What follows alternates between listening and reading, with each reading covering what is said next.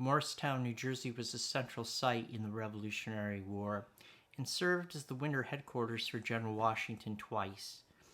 His first sojourn occurred after the victory at Princeton on January 3, 1777, when Washington's army headed to Morristown to camp for the winter.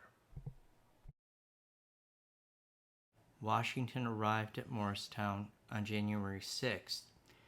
Neither army planned on fighting in the dead of winter, so both sides took up winter quarters. George Washington took up residence at Colonel Jacob Arnold's Tavern. This structure you see here from January to May 1777, located on Morristown Green. The army, however, was encamped a few miles away at Lowentanka, now known as Chatham Township. Washington brought with him several prisoners, artillery, and supplies, while officers were billeted in the private homes of supporters of the independence cause.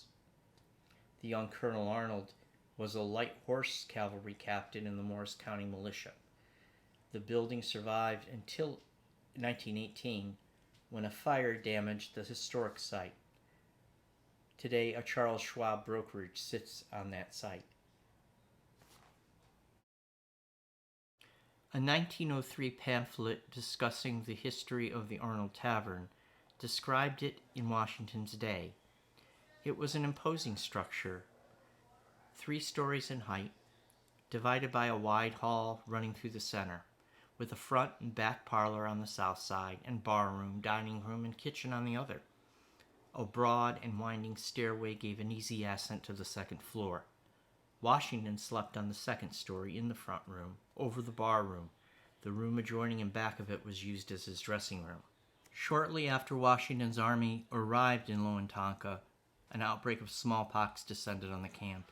Morristown Presbyterian Church served as a hospital for the ill, and those who did not survive are buried in the church's graveyard across the green from the site of Arnold's Tavern. The Baptist church that resided on the green at the time also served as a hospital for the ill, and the 200 to 300 dead were buried on the church grounds until their relocation at Evergreen Cemetery in 1892. The winter of 1779 to 80 brought George Washington once again to Morristown. Colonel Jacob Ford, a wealthy iron manufacturer, built an elegant mansion in the early 1770s, and he served as a colonel in the Morris County Militia. Offering his home to 35 soldiers from Delaware in January 1777, Colonel Ford suddenly passed away.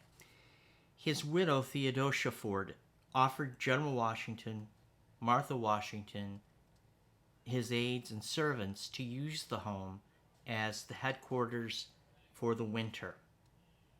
Washington arrived in Morristown accompanied by 10 brigades on December 1st, 1779, and remained until June 22nd, 1780. That winter of 1779 to 80 was brutally cold, possibly more so than the winter at Valley Forge.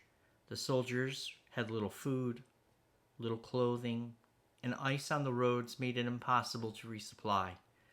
Encamped not far away from Morristown, at Jockey Hollow, the threat of mutiny was real. Sickness, cold, and hunger led General Nathaniel Greene to write, quote, "A country once overflowing with plenty are now suffering an army employed for the defense of everything that is dear and valuable to perish for want of food," end quote. Washington himself wrote to the Marquis de Lafayette on March 18th, 1780, of the brutal winter, noting that the, quote, "oldest people living in this country do not remember so hard a winter as the one we are now emerging from." In a word, the severity of the frost exceeded anything of the kind that had ever been experienced in this climate before.